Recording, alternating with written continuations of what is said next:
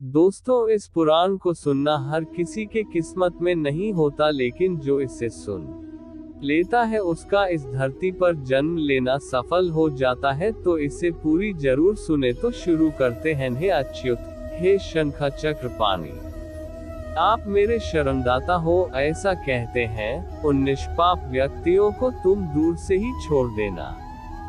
हे दूतों, जो निष्किंचन और रसज्ञ परमहंसों के द्वारा निरंतर आस्वादित भगवान मुकुंद के पादारविंद मकरंद रस से विमुख है, अर्थात भगवत भक्ति से विमुख है, और नरक के मूल गृहस्थी के प्रपंच में तृष्णा से बद्ध है, ऐसे असत पुरुषों को मेरे पास लाया करो, जिनकी जिह्वा भगवान के गुण और नाम का कीर्तन नहीं करती, चित्त भगवान के चरणाविंद का स्मरण नहीं करता, सिर एक बार भी भगवान को प्रणाम नहीं करता, ऐसे विष्णु के आराधना उपासना आदि कृत्यों से रहित असत पुरुषों को मेरे पास ले आओ। इसलिए हे पक्षीद्र, जगत में मंगल स्वरूप भगवान विष्णु का कीर्तन ही एकमात्र महान पापों के आत्यंतिक और एकांतिक निवृत्ति का प्रायश्चित है, ऐसा जानो। नारायण से परार्मुख रहने वाले व्यक्तियों के द्वारा किए गए प्रायश्चिताचरण भी दुर्बुद्धि प्राणी को उसी प्रकार पवित्र नहीं कर सकते, जैसे मदिरा से भरे घट को गंगाजी सदृश नदियां पवित्र नहीं कर सकती। भगवान कृष्ण के नाम स्मरण से पाप नष्ट हो जाने के कारण जीव नरक को नहीं देखते और स्वप्न में भी कभी यम तथा यमदूतों को नहीं देखते। जो व्यक्ति अंतकाल में नंदनंदन भगवान श्री कृष्ण के पीछे चलते हैं, ऐसी गाय को ब्राह्मणों को दान देता है, वह मांस, हड्डी और रक्त से परिपूर्ण वैतरणी नदी में गिरता, अथवा जो मृत्यु के समय में नंदनंदन इस प्रकार की वाणी का उच्चारण करता है, शरीर धारण नहीं करता अर्थात मुक्त हो जाता है। अतः पापों के समूह को नष्ट करने वाले महाविष्णु के नाम का स्मरण करना चाहिए, अथवा गीत या विष्णु सहस्त्र नाम का पठन अथवा श्रवण करना चाहिए। एकादशी का व्रत, गीता, गंगाजल, तुलसी दल, भगवान विष्णु का चरणामृत और नाम, ये मरण काल में मुक्ति देने वाले हैं। इसके बाद घृत और सुवर्ण सहित अन्नदान का संकल्प करें। श्रोत्रिय द्विज वेद पाठी ब्राह्मण को सवत्सा गौ का दान करे। हे तार्क्ष्य, जो मनुष्य अंतकाल में थोड़ा बहुत दान देता है और पुत्र उसका अनुमोदन करता है, वह दान अक्षय होता है। सत्पुत्र को चाहिए कि अंतकाल में सभी प्रकार का दान दिलाए। लोक में धर्मज्ञ पुरुष इसलिए पुत्र के लिए प्रार्थना करते हैं। भूमि पर स्थित आधी आंखें मूंदे हुए पिता को देखकर पुत्रों को उनके द्वारा पूर्व संचित धन के विषय में तृष्णा नहीं करनी चाहिए। सत्पुत्र के द्वारा दिए गए दान से जब तक उसका पिता जीवित हो तब तक, और फिर मृत्यु के अनंतर आतिवाहिक शरीर से भी परलोक के मार्ग में वह दुख नहीं प्राप्त करता। आतुर काल और ग्रहण काल, इन दोनों कालों में दिए गए दान का विशेष महत्व है, इसलिए तिल आदि अष्टदान अवश्य देने चाहिए। तिल, लोहा, सोना, कपास, नमक, सप्तधान्य धान, जौ, गेहूं, उड़द, काकुन या कंगुनी और चना, ये सप्तधान्य कहे जाते हैं। भूमि और गाय, इनमें से एक एक का दान भी पवित्र करने वाला है। यह अष्ट महादान महापातकों का नाश करने वाला है, अतः अंतकाल में इसे देना चाहिए। इन दानों का जो उत्तम फल है उसे सुनो। 3 प्रकार के पवित्र तिल मेरे पसीने से उत्पन्न हुए हैं। असुर, दानव और दैत्य तिल दान से तृप्त होते हैं। श्वेत, कृष्ण तथा कपिल भूरे वर्ण के तिल का दान वाणी, मन और शरीर के द्वारा किए गए त्रिविध पापों को नष्ट कर देता है। लोहे का दान भूमि में हाथ रख कर देना चाहिए। ऐसा करने से वह जीव यम सीमा को नहीं प्राप्त होता और यम मार्ग में नहीं जाता।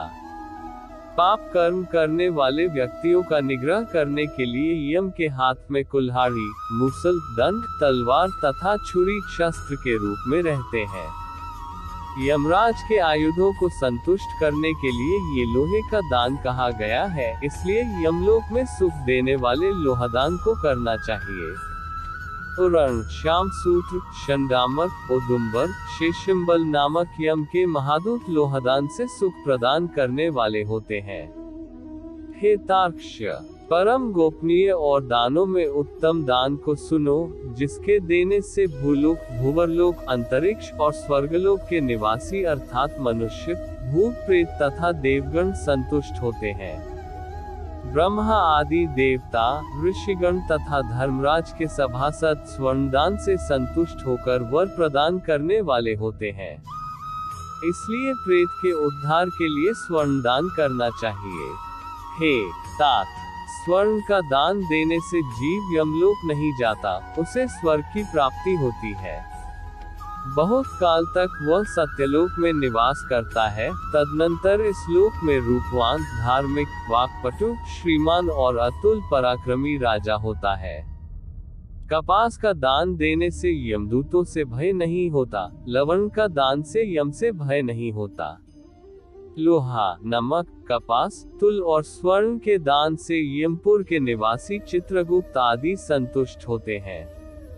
सप्तधान्य प्रदान करने से धर्मराज और यमपुर के तीनों द्वारों पर रहने वाले अन्य द्वारपाल भी प्रसन्न हो जाते हैं।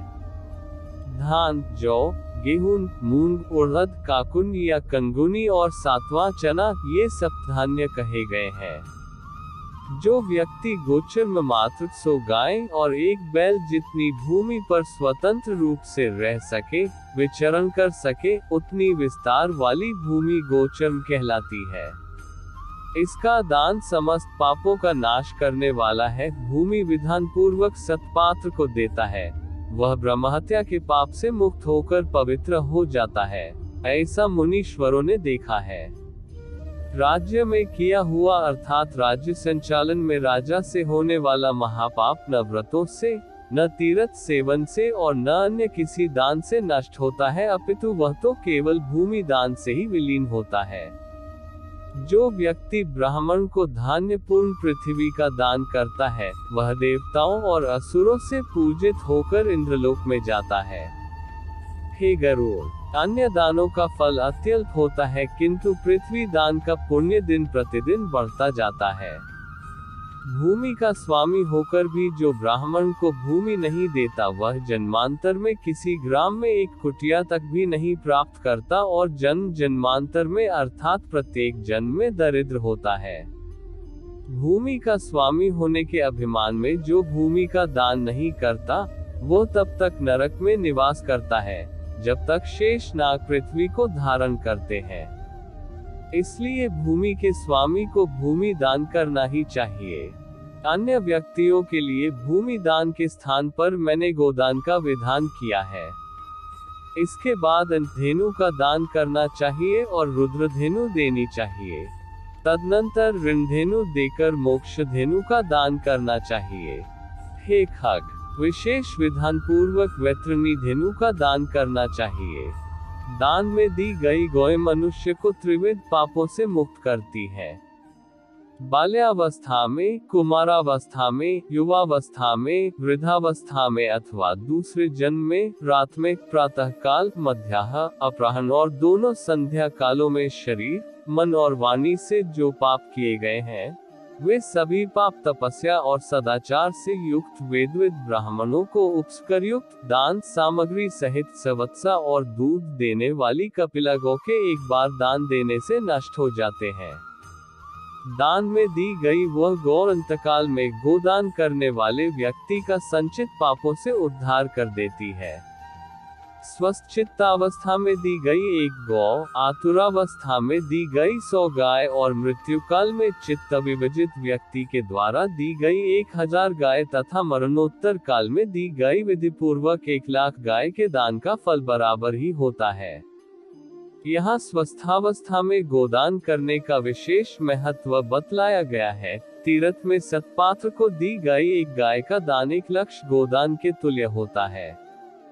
तो आज वीडियो में बस इतना ही। धन्यवाद।